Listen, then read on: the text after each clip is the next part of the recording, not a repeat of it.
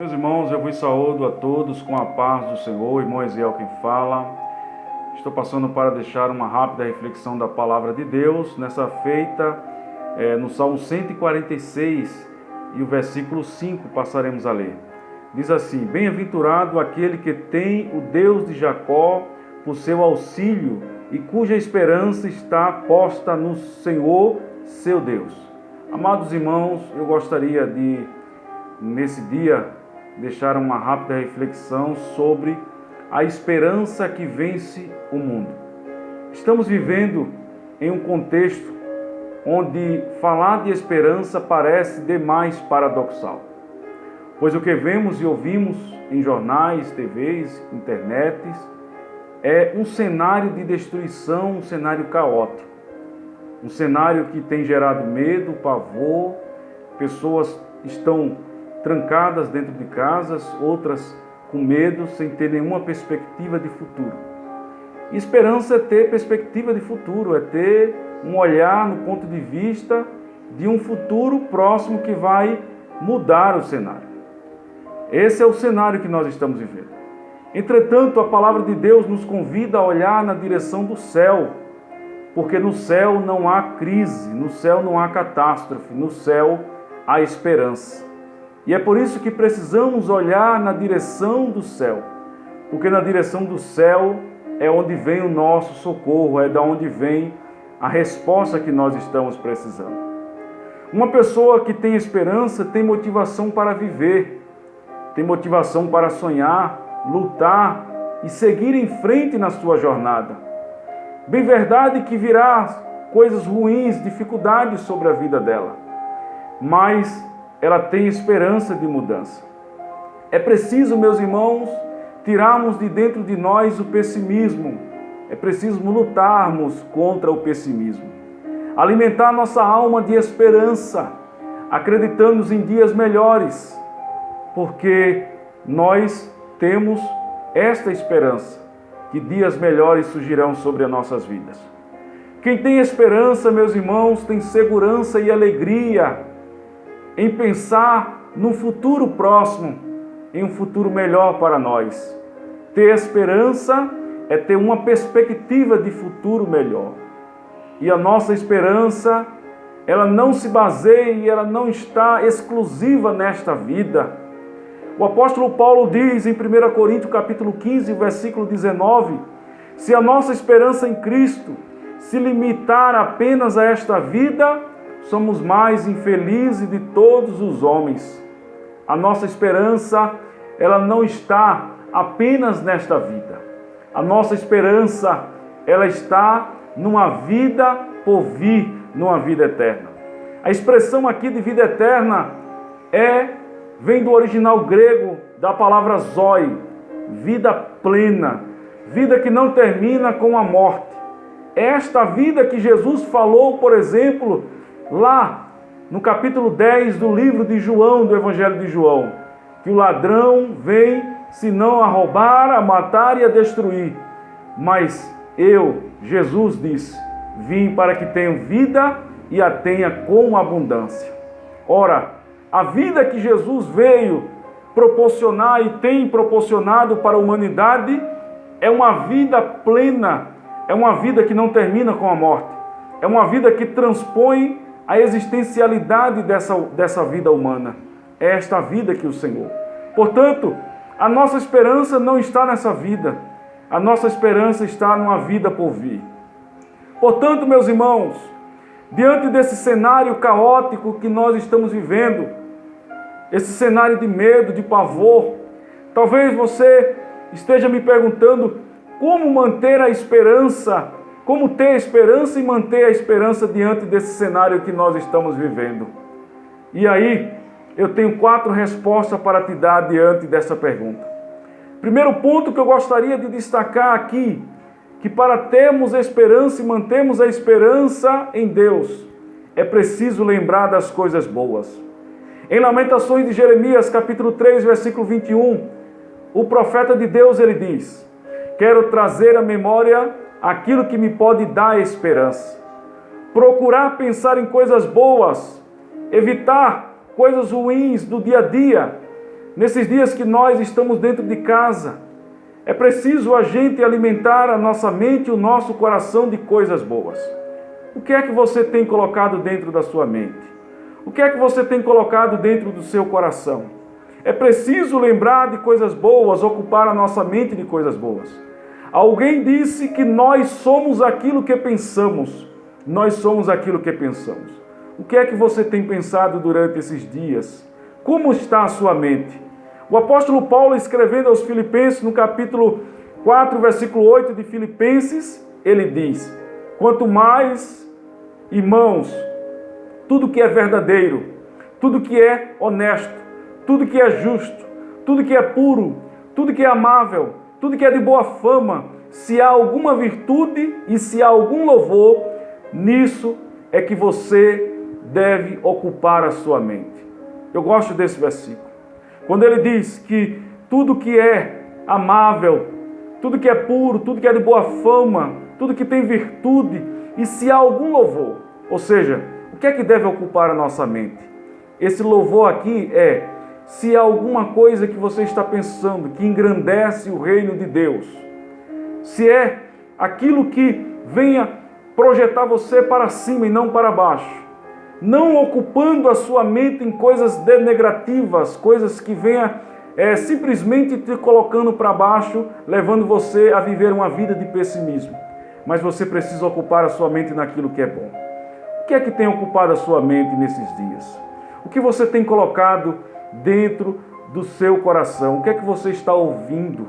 Nós precisamos filtrar aquilo que nós estamos ouvindo. Não é tudo que nós precisamos ouvir. Muitas vezes as pessoas vêm trazendo coisas para nós que a gente não precisa ouvir. Não precisa ocupar a nossa mente com coisas negativas. É preciso pensar naquilo que é positivo, naquilo que vem engrandecer o reino de Deus. E segundo ponto, para nós mantermos uma vida de esperança em Deus, é preciso manter uma vida de oração ao Senhor. Em Lamentações de Jeremias, capítulo 3, versículo 29, ele diz: põe a boca no pó, talvez ainda haja esperança. Buscar ter uma vida de oração nos faz ter esperança. Na verdade, só ora quem tem esperança. Viver uma vida de oração nos dá a certeza de coisas novas que surgirão no futuro. Passamos a acreditar naquilo que parece ser impossível. Todos nós, o cenário é negativo ao nosso redor. O cenário da direita, da esquerda, atrás é negativo. Mas quando nós fazemos aquilo que Jesus pediu para que fizéssemos, entramos no nosso quarto, fechamos a porta, dobramos o nosso joelho, oramos em secreto, aquilo que parece ser impossível passa a ser possível porque nós oramos, e orar é falar com Deus. Aquilo que está sendo impossível ao nosso olhar passa a ser possível porque nós entregamos ao Senhor. Nós entregamos ao Senhor, confiamos nele e simplesmente acreditamos no Deus que tudo pode. É preciso orarmos. Eu gosto do versículo que Jeremias disse no capítulo 33 e 3 de Jeremias. Ele diz: clama a mim, Deus falando, e responder-te-ei coisas grandes e firmes que não sabe.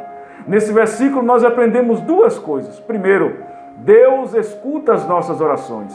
Segundo, Deus responde às nossas orações. Isso é extraordinário, porque Deus ouve as nossas orações e Ele simplesmente responde às nossas orações. Meus irmãos, você que está orando, creia nisso. Deus ouve e Deus responde a tua oração. Continue firme orando ao Senhor, porque Deus está ouvindo a tua oração e Ele vai responder a tua oração. E dentro da possibilidade da sua vontade, Deus ele vai te responder naquilo que é bom, daquilo que é o melhor para você. Em terceiro ponto, para nós mantermos uma vida de esperança, é preciso ter uma vida de confiança em Deus. Em Jeremias capítulo 17, versículo 7 está escrito: bendito o homem que confia no Senhor e cuja esperança é o Senhor. Fé em Deus eleva a nossa esperança no Senhor. Sem fé é impossível ter esperança. Uma pessoa que não tem fé e que não tem confiança, ela não tem esperança de dias melhores. Fé é ter esperança em dias melhores. O apóstolo Paulo diz que nós não vivemos por vista, nós vivemos por fé, nós vivemos por confiança em Deus. A vida pode estar difícil ao nosso olhar, ao olhar das pessoas, há uma vida de dificuldade, a luta vem, as dificuldades vêm, mas nós precisamos manter a confiança em Deus. Lembra de Jó? Jó ele perde casa, Jó ele perde família, Jó ele perde filhos, Jó ele perde gado, Jó ele perde ovelha, Jó ele perde a saúde física. E de repente, quando todo mundo espera que Jó venha blasfemar contra Deus, ele diz: "No saí do ventre da minha mãe, no retornarei para lá. Bendito seja o nome do Senhor Deus, glória a Deus. Ele me deu, Ele mesmo tomou. Bendito seja o nome do Senhor Deus." Jó ele perde tudo, meus irmãos, mas ele não perde uma coisa, ele não perde a confiança em Deus. Você pode perder tudo nessa vida, tudo que é material, tudo que é físico, que é palpável, mas você não pode perder uma coisa: a sua fé e a sua confiança em Deus. Em quarto lugar, é preciso continuar olhando para Deus, olhando na direção de Deus, porque Ele é o autor e consumador da nossa fé. Vai vir as crises, vai vir as dificuldades, vai vir as lutas, vai vir as barreiras, mas nós precisamos olhar na direção de Deus sempre, porque Ele é o autor da nossa fé. Eu faz-me lembrar daquele texto bíblico quando Jesus está orando e pede para que os discípulos atravessem o mar da Galileia. É altas horas da noite, de repente vem ventos contrários, vem tempestade contra o barco de Pedro e dos discípulos, que acha que vai naufragar ali e vai morrer naquele momento.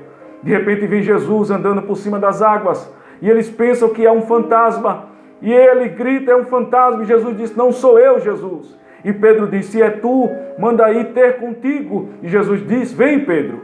E quando Pedro está olhando para Jesus, Pedro começa a andar por cima das águas. Mas de repente Pedro olha para a direita, começa a olhar para a esquerda, e ele percebe ver que o vento é contrário contra aquele barco, contra aquela vida, e ele começa a afundar e naufragar. O que é que nós aprendemos aqui?